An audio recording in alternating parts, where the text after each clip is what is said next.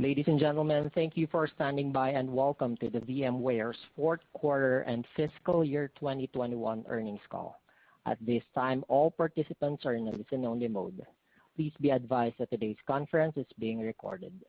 After the speaker's presentation, there will be a question-and-answer session. To ask a question during that time, you will need to press star, then the number 1 on your telephone keypad. If you require any further assistance, please press star 0. I would now like to hand the conference over to your first speaker for today, the Vice President, Investor Relations, Mr. Paul Zayats. Thank you. Please go ahead, sir. Thank you. Good afternoon, everyone, and welcome to VMware's fourth quarter and fiscal year 2021 earnings conference call. On the call, we have Zane Rowe, CFO and Interim CEO. Following Zane's prepared remarks, we will take questions. Raghu Raghuram, COO, Products and Cloud Services, and Sanjay Poonen, COO, Customer Operations, will join for Q&A. Our press release was issued after close of market and is posted on our website where this call is being simultaneously webcast. Slides which accompany this webcast can be viewed in conjunction with live remarks and downloaded at the conclusion of the webcast from ir.vmware.com. On this call today, we will make forward-looking statements that are subject to risks and uncertainties. Actual results may differ materially as a result of various risk factors described in the 10-Ks, 10-Qs, and 8-Ks VMware files with the SEC. We assume no obligation to and do not currently intend to update any such forward-looking statements. In addition, during today's call, we will discuss certain non-GAAP financial measures. These non-GAAP financial measures, which are used as measures of VMware's performance, should be considered in addition to, not as a substitution for or in isolation from, GAAP measures. Our non-GAAP measures exclude the effect on our GAAP results of stock-based compensation, amortization of acquired intangible assets, employer payroll tax on employee stock transactions, acquisition, disposition, certain litigation matters, and other items, as well as discrete items impacting our GAAP tax rate. You can find additional disclosures regarding these non-GAAP measures, including reconciliations with comparable GAAP measures, in the press release and on our investor relations website. The webcast replay of this call will be available for the next 60 days on our company website under the investor relations link. Our first quarter fiscal 22 quiet period begins at the close of business Thursday, April 15, 2021. With that, I'll turn it over to Zane. Thank you, Paul, and thank you to everyone for joining us today. We realize you're used to hearing Pat's voice as we start these quarterly conference calls. I want to thank Pat for his leadership, which helped put VMware in a position to execute on our strategy and drive long-term value. Pat is a true partner and a friend, and of course will still be a VMware board member. We're pleased with our Q4 financial performance, as it was a good finish to the fiscal year. Q4 total revenue increased 7% year over year, with non-GAAP EPS up over 8%. We finished fiscal 21 with $11.8 billion in total revenue and non-GAAP EPS of $7.20 a share. This past year was one of unprecedented disruption and uncertainty, and we're proud of what the team accomplished.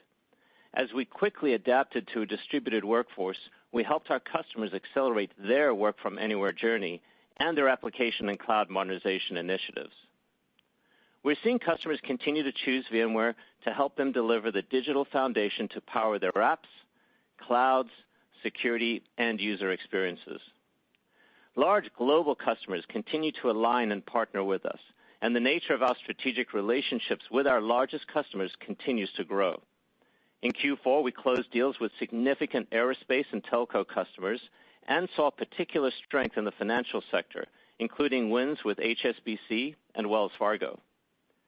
We see financial services customers utilizing a combination of franchise solutions ranging from modern apps and cloud infrastructure to networking and our digital workspace offerings.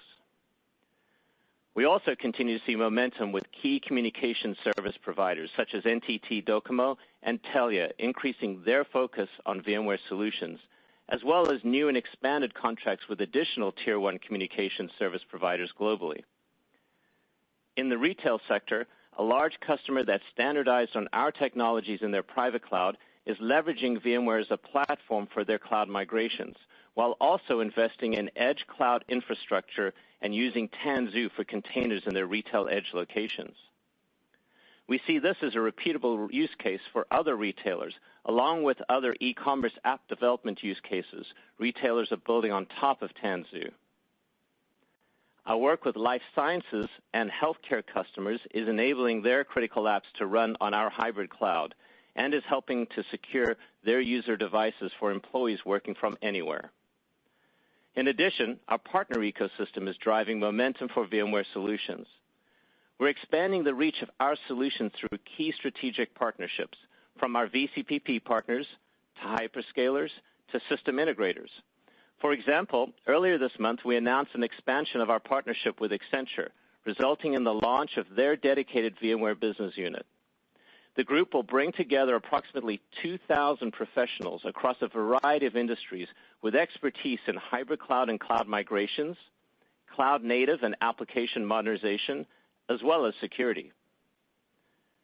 We also recently formed a joint innovation lab with Lumen, designed to drive edge computing, security and secure access service edge, or SASE, for customers in a number of industries. Looking at the broader portfolio, we continue to further our multi-cloud strategy and are seeing traction as customers align app requirements to the cloud of their choice, whether it's private, hybrid, or public. This quarter, we expanded our resale program with AWS to include additional VMware technologies and services, such as VMware Cloud Disaster Recovery and vRealize.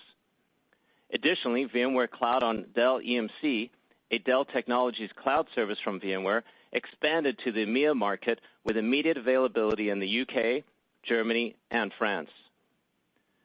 We continue to deliver on innovation with Tanzu. With the announcement of general availability of Tanzu Advanced Edition, we now have 3 Tanzu editions in the market: Basic, Standard, and Advanced. Each edition is targeted at a common customer challenge of modernizing infrastructure and applications. Tanzu Advanced includes all the capabilities that enterprises need to embrace DevSecOps and manage complete container lifecycle. We continue to see strong positive reception to all 3 Tanzu editions. We also added container security to VMware Carbon Black Cloud, leveraging technology from our recent Octarine acquisition to provide visibility into on-prem and public cloud Kubernetes clusters. Our NSX portfolio offers a comprehensive set of L2 to L7 capabilities, implemented completely in software. We recently released the latest version of NSX, which included enhancements across routing, identity firewall, load balancing, and cloud.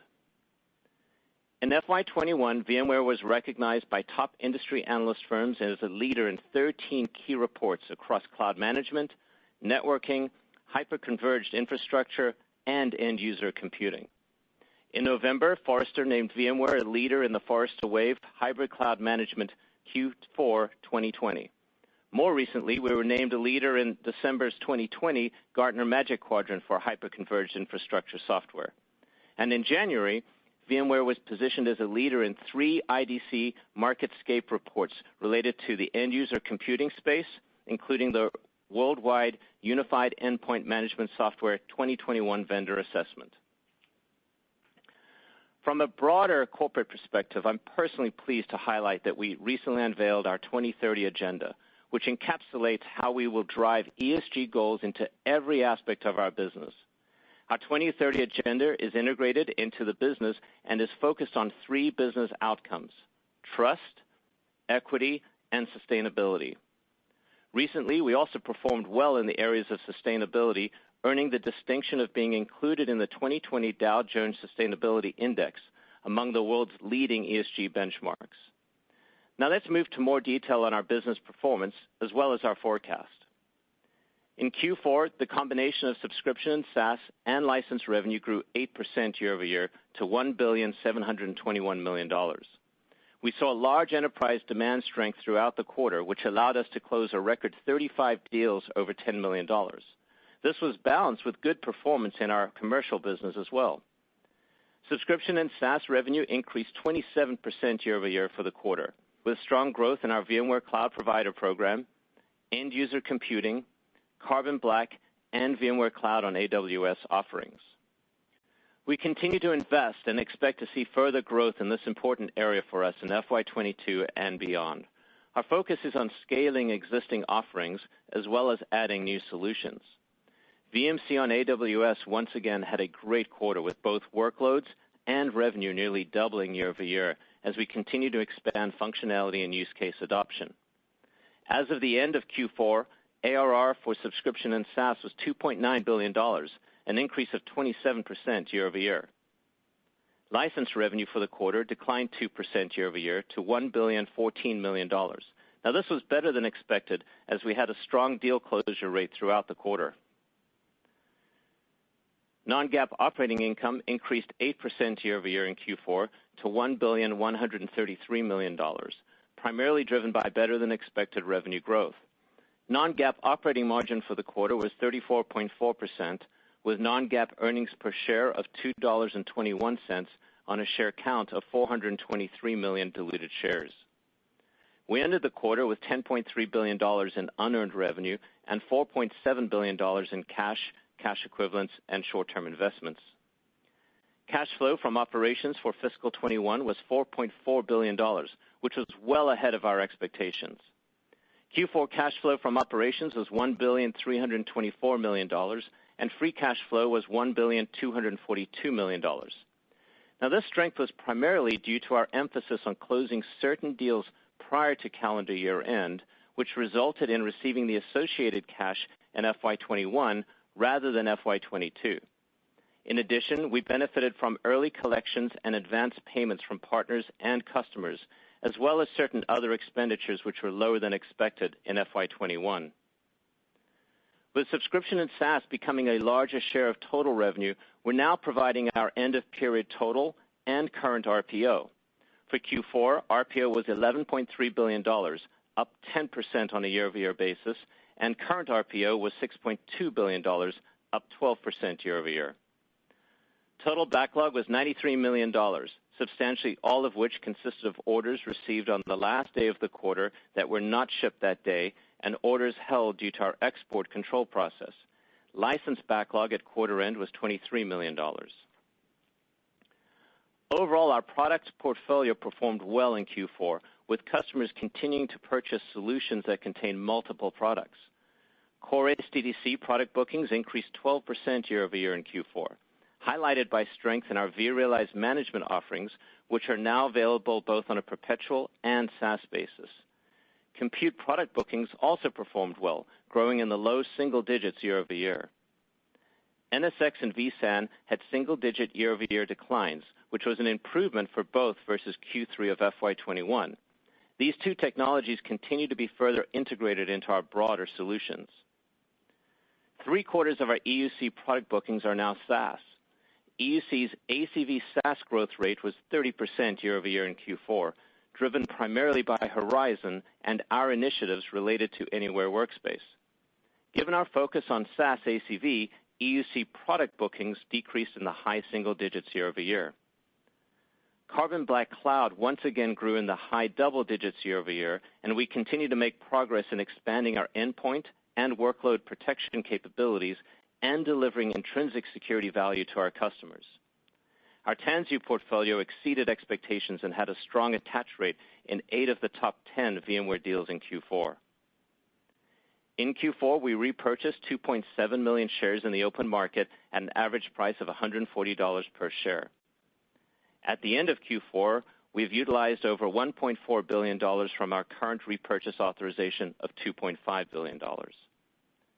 Turning to guidance for fiscal 22, we expect total revenue of approximately $12.7 billion, or a growth rate of 8%, which is consistent with the early outlook provided on our last call. We expect to generate approximately $6.3 billion from the combination of subscription and SaaS and license revenue, or an increase of 12%, with approximately 55% of this amount from subscription and SaaS. We expect non-GAAP operating margin of 28%, with non-GAAP earnings per share of $6.68 on a diluted share count of 422 million shares. As I mentioned earlier, we had very strong cash flow from operations in Q4 due to a number of initiatives that resulted in exceeding our cash flow guidance by over $650 million. While we're extremely pleased with this result, the bulk of this overachievement was accelerated from our upcoming fiscal year. Taking that into account for FY22, we currently expect cash flow from operations of $3.8 billion and free cash flow of $3.42 billion. On a normalized basis, taking into account the acceleration of cash into FY21, cash flow from operations would be roughly flat on a year-over-year basis for FY22, in line with our operating performance.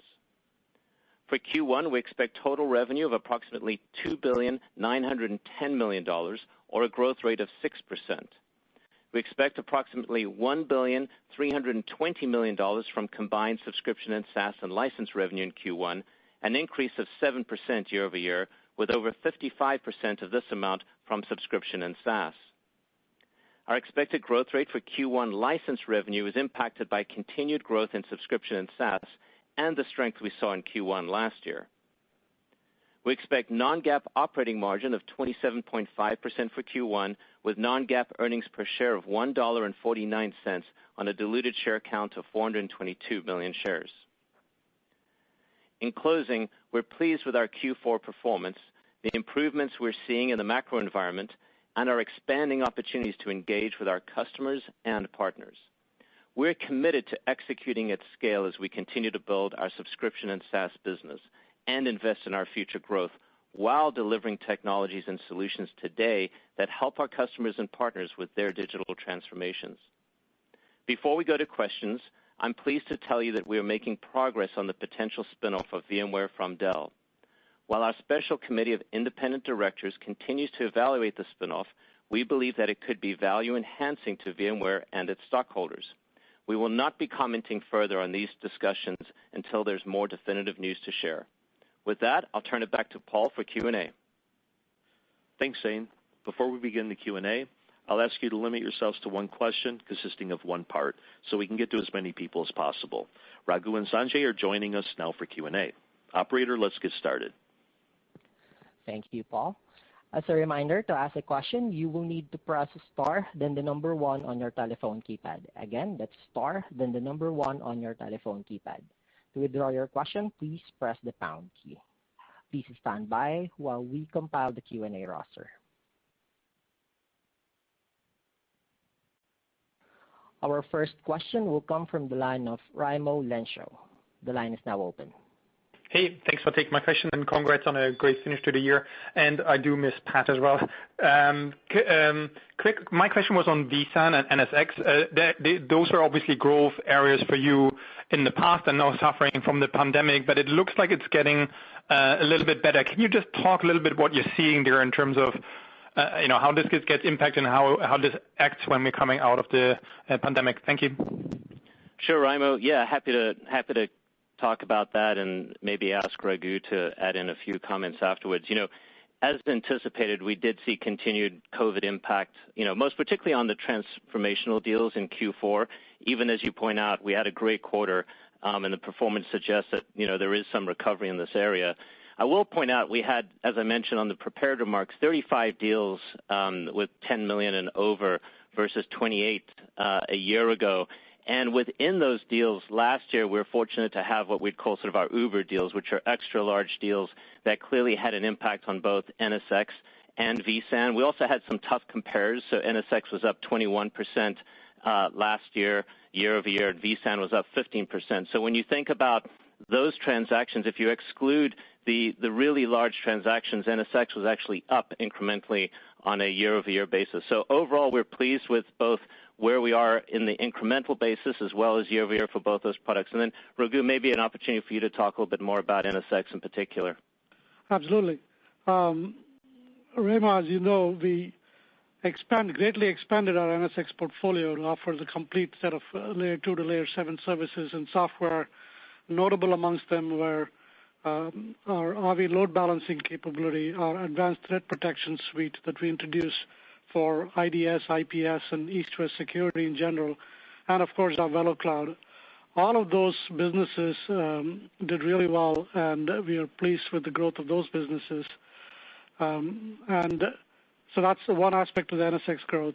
The other aspect of the NSX growth is NSX is also becoming the underlying network for modern applications and container workloads, and those use cases did really well for NSX.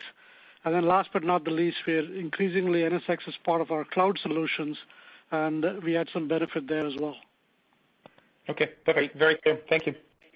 Thank you, Raimo. Next question, please. Our next question will come from the line of Phil Winslow. The line is now open. Hey, thanks guys for taking my question, and congrats too on a strong close of the fiscal year. Just wanted to focus in on Tanzu in particular. Zane, you mentioned 8 of the top 10 deals attached Tanzu. The question, could you just talk about the momentum that you're seeing in Tanzu, coming into this coming fiscal year? Obviously, you talked about some transformative deals having been pushed out over the prior quarters. Do you think we're starting to see these transformative deals come back? Because obviously Tanzu would probably fit into that bucket. Yeah, we are, Phil. It's a great question, and thanks for mentioning it. As you point out, we're very pleased with our Q4 Tanzu performance. We see good momentum there, and the team exceeded our expectations across a number of fronts. As you point out, we had 8 of our top deals, 8 of our top 10 deals in the quarter include Tanzu, and we saw strength in verticals in telco, FinServe, life sciences, healthcare, that are all embracing the Tanzu platform. So we're very pleased with it. We think we've got good momentum. We're actually, we just GA'd Tanzu Advanced, and maybe Raghu, if you want to dig into that a little bit more, I think that'd be helpful here too. Sure. So our efforts in Tanzu are along 2 axes. One is to win new customers, especially in the Kubernetes ecosystem, and second, renew and expand the customers that were part of the Pivotal family. So in the new customer acquisition arena, we've been steadily introducing new product innovations in the Kubernetes ecosystem. We started with Tanzu Basic, which embedded Kubernetes into vSphere. And then we introduced Tanzu Standard, which provides for multi-cloud management of Kubernetes clusters, and usually goes along with the VMware Cloud Foundation. And then, as Zane just said, last quarter we introduced Tanzu Advanced. And Tanzu Advanced has 3 value propositions. The first one is it provides for management of the complete container lifecycle. Second is it allows enterprises to embrace the DevSecOps model of software development. And then the third is it accelerates code to production, which is especially critical when customers are building their digital applications. And Tanzu Advanced is a pretty unique offering in the marketplace. Gartner classifies about 12 capabilities that are needed for a modern DevSecOps framework and a container ecosystem. Tanzu Advanced has 11 of those, with the 12th one coming in the first half of this year. So the first thing to note about Tanzu Advanced is it's a very comprehensive offering across both the infrastructure and the application development layers. And it plays to the areas that we have traditionally been very strong in, things like networking and resource management and so on and so forth. The second thing to note about Tanzu Advanced is it is modular, so customers can pick and choose the elements that they want. It's not like they have to swallow all of it at one shot, and so they can choose best of breed. And the third, of course, is it's very well integrated with vSphere, especially for customers that are starting from a vSphere base, and it is multi-cloud. So it's a very comprehensive offering in that regard, and that's why customers are excited about that, and we hope to do a lot of business with it. Thank you, Phil. Next question, please. Our next question will come from the line of Matt Hedberg. The line is now open. Hey, great. Thanks for taking my question, guys. I had a question about the SolarWinds breach and perhaps the impact on your security business. I know I think it's kind of at or near a run rate of $1 billion. Just kind of curious on if Carbon Black saw any benefit, or just sort of the broader thoughts on security transformations in sort of a post-Sunburst world. Thank you. Thank you, Matt. This is Sanjay Poonen. I think it's a wake-up call for security overall, and certainly it's become a boardroom topic as we talk to chief security officers. As you know, we now have a much more comprehensive zero-trust security platform, and we found certainly it allowed us to have a more discussion. We have these sort of rules of cyber hygiene where we could tell them about everything they need to do, from multi-factor authentication and identity management workspace one to micro-segmentation with NSX to all of the endpoint and workload security with Carbon Black. So that comprehensive story that is Zero Trust, really allowed us to now have much more strategic conversations as the role of the Chief Security Officer became more important in the last 30, 60 days without, of course, being ambulance chasing. And behind that, we were able to then sell elements of it. You heard from Zane's prepared comments about Carbon Black Cloud, had high double-digit growth and is now over 25,000 customers. We're excited about that. The good innovation that Raghu talked about with NSX, a lot of that is security capabilities. And then, of course, Workspace ONE continues to deliver in a work-from-anywhere environment where security is paramount. Thank you, Matt. Next question, please. Our next question will come from the line of Kash Rangan. The line is now open.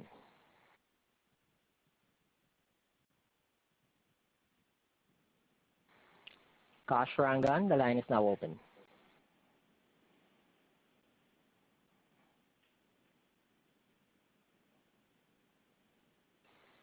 Okay, I think we'll go on to the next question. The next question will come from the line of Walter Pritchard. The line is now open.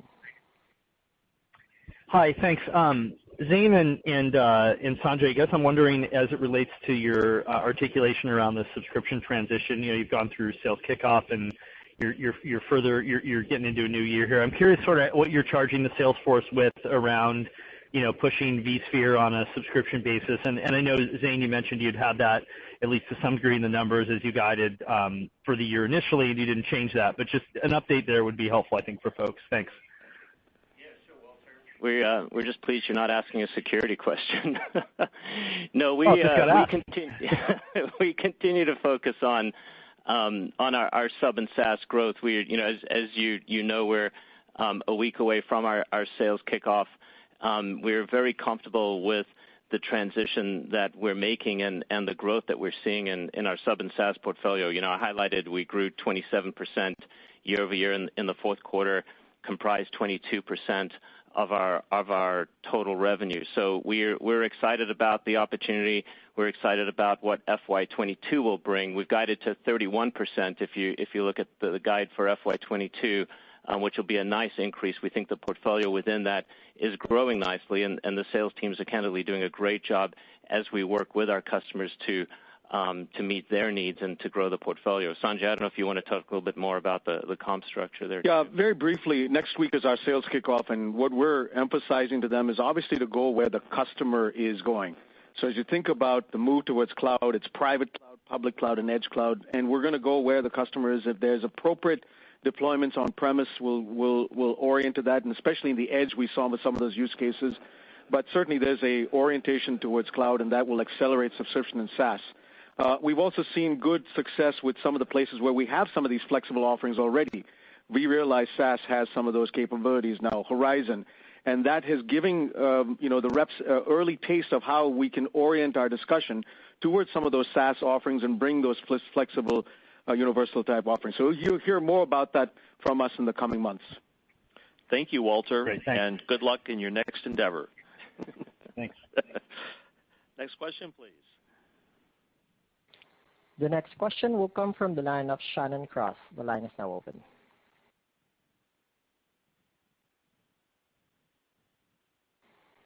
Shannon Cross, the line is now open.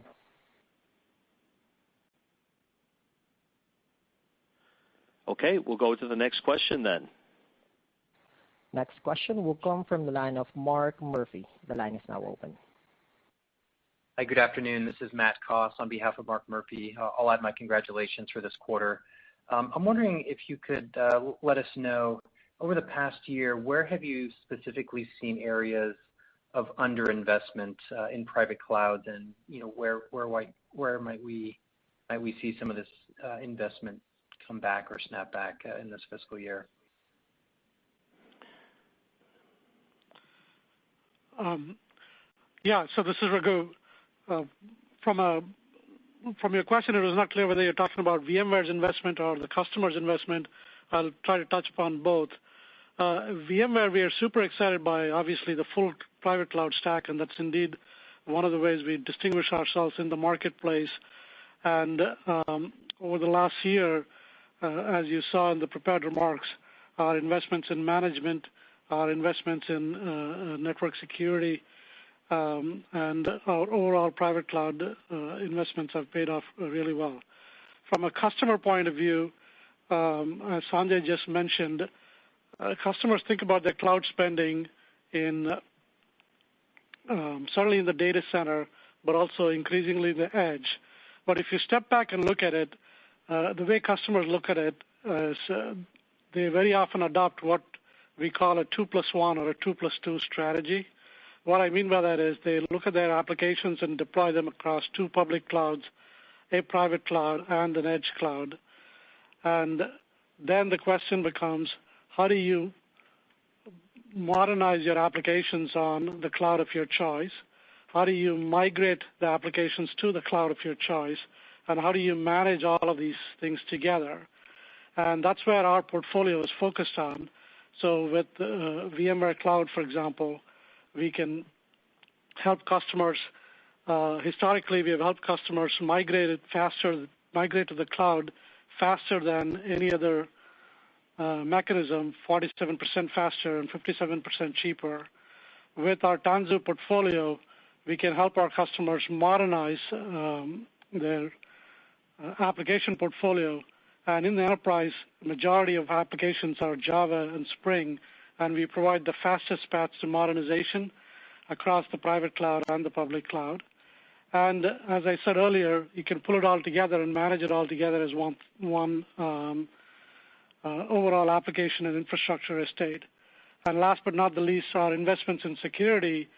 We are focusing on investing in protecting the workload, whether it's a workload on a vSphere-based platform with Carbon Black workload, a workload on a container with our Octarine technology, and in the future, a workload running natively on AWS. So the answer to your question is customers look at this as a continuum between private cloud, public clouds, and edge, and they would like to be able to build, run, manage, connect, and protect their applications across all clouds, and then, of course, deliver it to all devices. So that's really how customers are looking at it, and that's where our roadmap is pointed at. Hey, Matt, I would just add, as you look at our guide for FY22, and if you were to think about sort of the on-prem piece and where we are with our license guide, if you were to take a look at two elements that we're moving towards SaaS, and you think about the return on investment on that on-prem business, if you looked at just what we're doing with vRealize that Raghu mentioned, as well as EUC, and you converted that back into sort of an on-prem basis, you would actually see positive growth for our on-prem license business into FY22. So while we've guided slightly negative, it's not a reflection of our investment going into that business. All the returns we're getting in that business actually, with our push towards sub and SaaS, it probably masks some of the growth that we see within that business. So we continue to invest in it and see a great opportunity ahead for that as well. Thank you, Matt. Thank you. Thanks, Matt. Next question, please. The next question will come from the line of Mark Moerdler. The line is now open. Victoria Cardenas on for Mark Moerdler. Thank you guys for taking my question. Could you provide any color on what you're hearing from IT organizations about demand for core server virtualization given the current demand environment?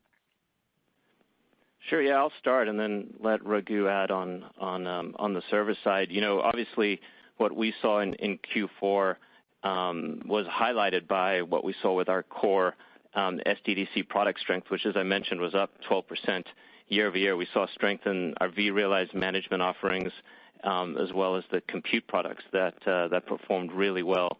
On a year-over-year basis, compute was actually up slightly positive, which was, I think, a surprise to many.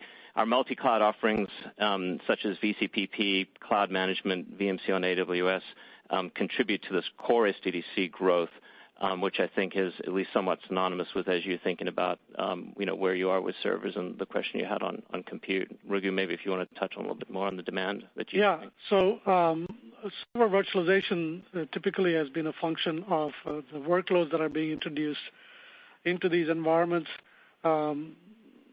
Clearly, historically, we have done really well in traditional enterprise applications.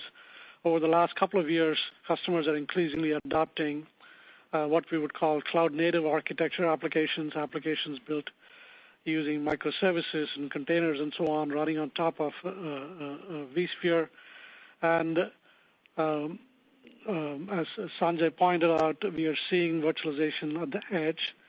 And in previous calls, we've also pointed out how the core telco network is getting virtualized. They're going on a journey just like IT did, from physical to virtual, and then from virtual to cloud, extending all the way into the radio access network. So the breadth of the workloads that the virtualization can handle is continuously evolving and expanding, and that's what's fundamentally driving server virtualization business. Thank you, Victoria. Next question, please. Our next question will come from the line of Shannon Cross. The line is now open. Thank you very much, and I apologize. I was juggling a different call and missed it. So anyway, apologize for that. Can you talk a bit about what's going on with the 5G telco cloud and just in general what you're thinking about 5G and the opportunity for VMware? You know, we've definitely started to hear from others who are working around, working with the providers that they're starting to see a ramp. So I'm just curious how we should expect that to roll through your numbers. Thank you. Yeah, I'll take that question, Shannon. So this past quarter, we saw continued momentum with Tier 1 global service providers and 5G. And the 5G architecture was one of the big considerations in them selecting VMware. And as I said a few minutes ago, our customers, the telco customers, are on a journey to go from, in their core network, from physical to virtual and now virtual to cloud. And our offerings have matched the customer needs there, and we have introduced the telco cloud platform with an automation layer and an operations layer. The next step beyond core network virtualization is the radio access network. And in the radio access network, it's fundamentally a couple of disruptive trends that are happening. One is the radio access network being delivered as disaggregated components, delivered increasingly in software, running on virtual machines or containers running in a virtualized framework. And then this is the first step. And then the next step is, of course, open standards here. In fact, if there is any industry segment where open source and open standards matters a lot, it's obviously in the 5G arena. So that's where VMware is. That's where customers that are selecting VMware are most interested in our roadmap, and we are fast becoming the operating system for 5G providers. And we have had a number of wins in this area. Thank you, Shannon. Thank you. Next question, please. The next question will come from the line of Keith Weiss. The line is now open. Thank you for taking the question. This is Sanjay in for Keith. My question is really around the composition of growth. And the last time that VMware was going through sort of a market transition, we really had NSX, EUC, vSAN, and VCPP really, power and anchor a pretty impressive acceleration from 2016 to 2018, 2019. And as we come out of COVID, I wanted to get the team's view on what the anchor products are going to be, including NSX. Like, who's going to sort of lead the charge?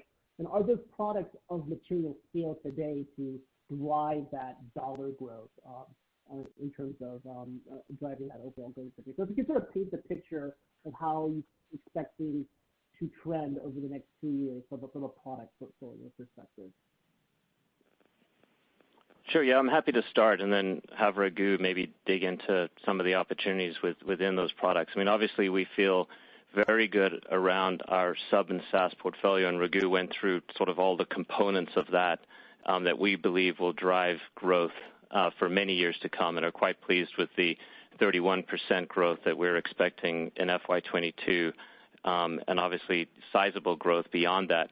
We are focused on app and cloud modernization, and you've heard us talk about Tanzu, and we believe that and how that integrates with our cloud portfolio is going to drive significant upside for us and significant growth for us.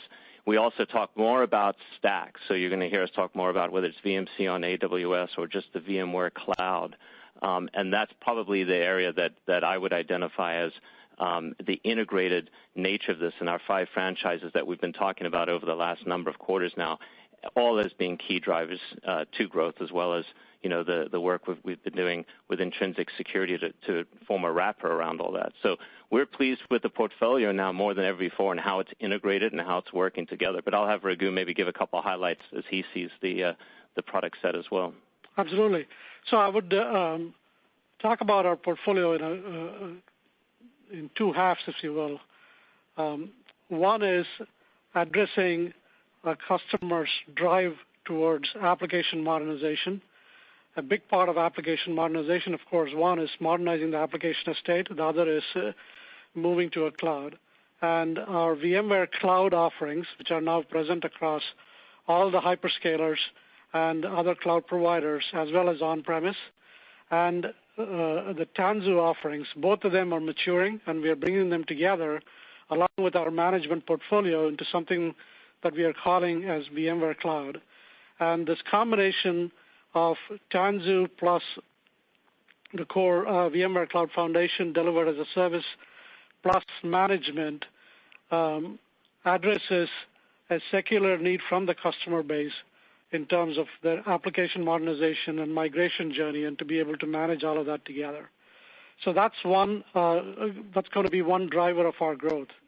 The other, looking at the other side of the puzzle, is our customers increasingly coming to the conclusion that most of their employees, even post-COVID, a significant portion, are going to continue working from home. And if you look at the work from home environments for most enterprises today, it's fairly ad hoc. It has not been architected, taking into consideration the needs for security, performance, end user experience, IT manageability, et cetera, et cetera.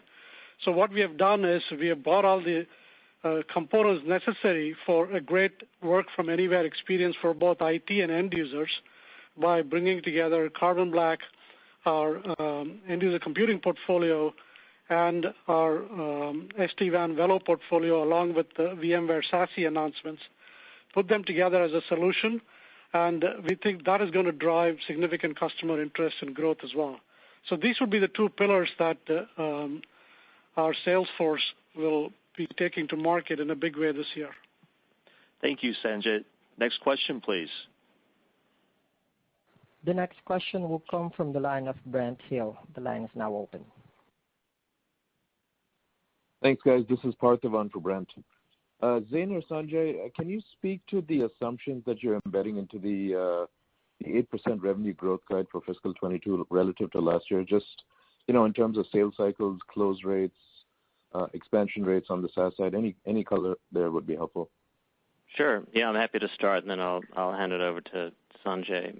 As I pointed out earlier, we're expecting 31% growth in our sub and SaaS portfolio. We're fortunate to have great renewal rates which continue.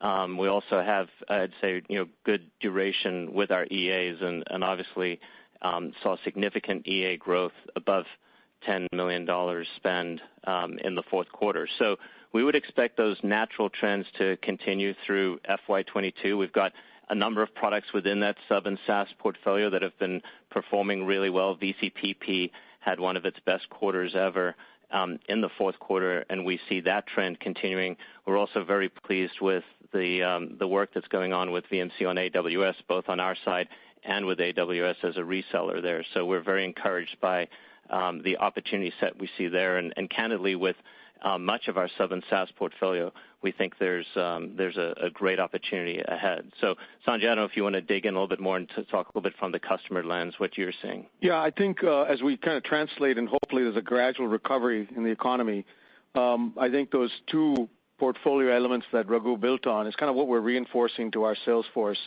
If you think about the app modernization and cloud migration, that should drive subscription and SaaS led by Tanzu. Almost think of Tanzu like a magnet that pulls the full cloud foundation, software-defined data center underneath it, and that could then be deployed in private cloud, public cloud, or edge cloud. We feel that that should drive subscription and SaaS, but we can certainly hold our own whenever a customer is looking to spend on-premise in a private cloud. And the second is a workspace and security. dialogue, and that should also be driven very much by subscription and SaaS because Workspace ONE, Carbon Black, the Secure Access Service Edges are very subscription and SaaS. So that's the organizing element that led to that 31% subscription and SaaS growth that Zane talked about. But we certainly don't want the field to feel like it's a student body right, and customers aren't investing in areas like Edge or private clouds where there will be appropriate spending on premise. Thank you, Parthiv. Next question, please.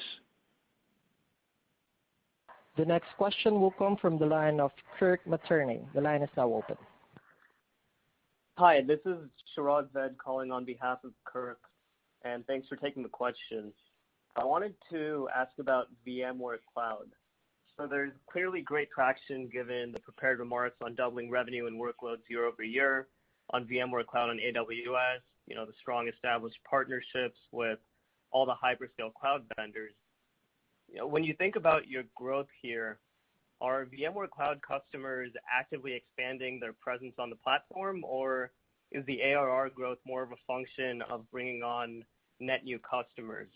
And are you able to give any color on what portion you see as longer-term customers or partners versus how many of them you believe would potentially look to lift and shift or refactor workloads for the public cloud in the long run?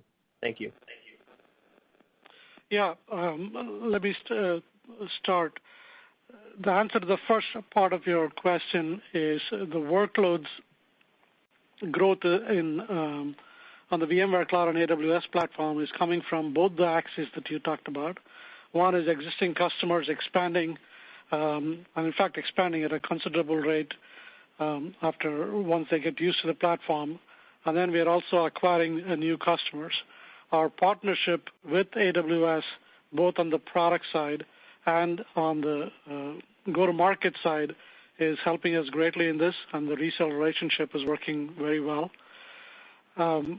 In terms of the workloads themselves, we see both categories where workloads are being brought as is, as well as workloads that are being brought in for modernization. One of the great benefits and unique benefits of the VMware Cloud architecture is you can bring a workload in and you can refactor and run it on top of the Tanzu stack or even the OpenShift stack on top of VMware Cloud and have it connect to all the native cloud services. For example, if this was VMware Cloud on AWS, a workload running on VMware Cloud on AWS could use Aurora or Redshift or any of the other AWS services. So this provides a great environment where customers can take their entire enterprise portfolio and bring it onto one platform. And none of this transformation happens overnight. So for a significant period of time, they will always have a lot of workloads on-premise, a lot of workloads in the cloud, and now we can tie it all together with a common management and security layer. That really is the value proposition. And by the way, I used VMware Cloud on AWS as an example, and that's our preferred partnership and a preferred platform. Of course, we can do the same thing with the other hyperscalers as well.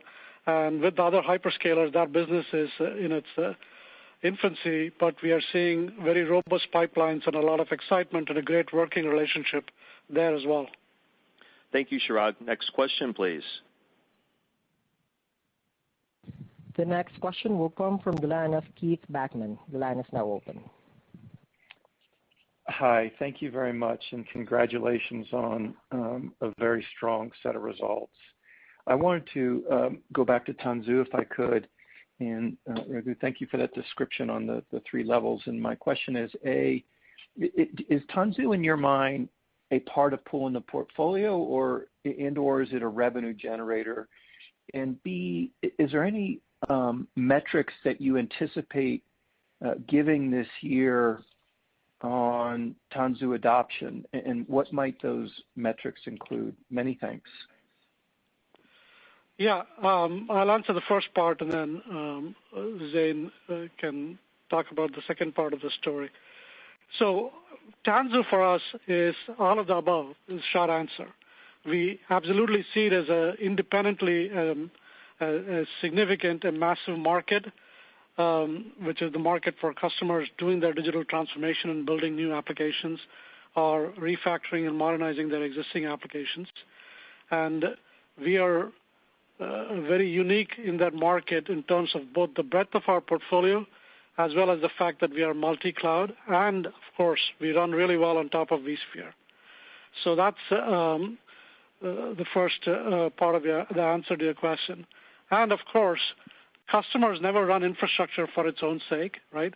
They always want infrastructure in order to run applications, and the more our platform does better at supporting Tanzu, the more differentiated our infrastructure platforms will be. So it definitely will pull in our infrastructure story as well. And then last but not the least, Kubernetes is an industry phenomenon. It's turning out to be the cross-cloud portability layer in many respects. And so we are investing very heavily as part of the Tanzu portfolio in providing the world's best Kubernetes management and control, regardless of which Kubernetes platform you may be running on. And so it's a strategic benefit to us, it's a revenue generator, and it pulls in the rest of our platform. Hey, Keith, it's Zane. So just to add to that, I thought Raghu actually took the easier side of that question.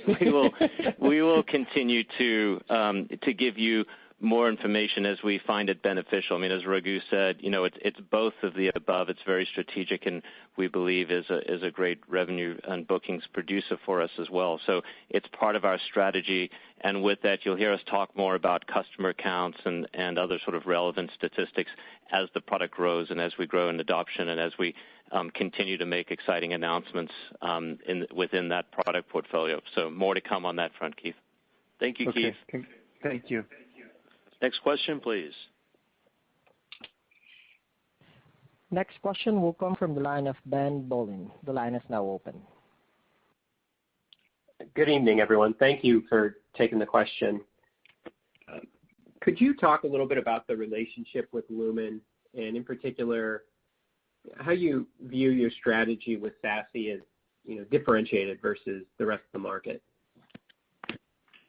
Yeah, I'm happy to talk. Lumen is the former CenturyLink, and we were excited to announce a strategic relationship with them, and it really covered 3 areas. Number one is edge computing, because we see as compute, storage, networking moves to the edge, these sort of service provider, telco/service providers are very interested in working with us, and it builds on the 5G comments that Raghu and Zane talked about.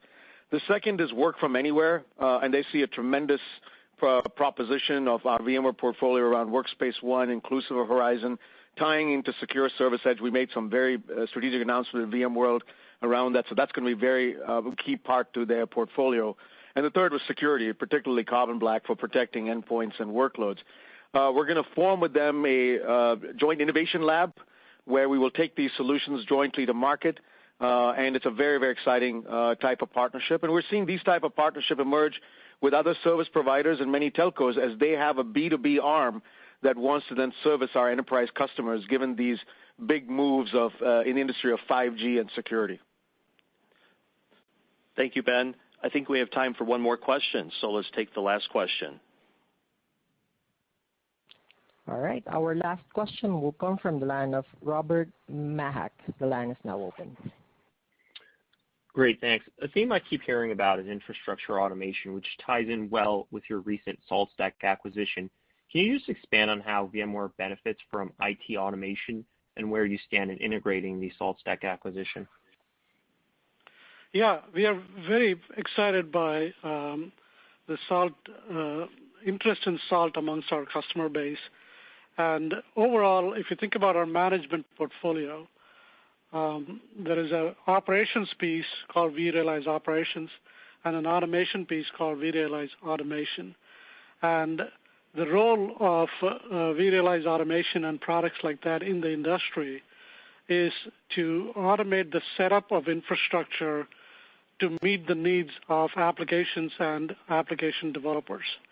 So if you think about one of the reasons why cloud is so attractive to application developers and application development teams is you can instantaneously set up the right infrastructure for the application and either expand it elastically or shrink it, et cetera, et cetera. The magic behind all that is what is called automation software. And this has been an area ripe with industry innovation for a number of years now. SaltStack happens to be one of the most popular open source automation frameworks. It's been around for multiple years, and it has a very, very broad adoption, both for automating pieces of infrastructure as well as automating the setup and configuration of applications. We are in the process of integrating SaltStack with the rest of our vRealize automation to deliver an integrated automation environment that helps our IT teams, our customers' IT teams, and DevOps teams, regardless of where they are. Clearly, it's going to work phenomenally well in a VMware environment, but like I said, SaltStack and vRealize automation are multi-cloud in nature, so you can use it to automate your EC2 environments or your Azure, you name it, right? So that's really where SaltStack plays in our portfolio. And in an era of COVID, as I said earlier, nobody can walk into the data center, nobody can sort of fiddle around with knobs. You really want automation at its highest levels, and that's what's driving the interest in that category. Thank you, Robert. Before we conclude, I think Zane has a few final comments. Sure, Paul. Yeah, and thanks to all of you for your questions. In summary, I'd say Q4 was a good finish to the fiscal year. These results demonstrate our ability to execute a multi-cloud strategy at scale. We're committed to investing in our future growth and building our subscription and SaaS business while we deliver technologies and solutions today that help our customers and partners with their digital transformations. So thank you again to our customers, our partners, and the VMware team for helping us close a successful fiscal 21. We look forward to providing continued updates on our progress in FY22. Thank you, everyone. Ladies and gentlemen, this concludes today's conference call. Thank you for participating. You may now disconnect.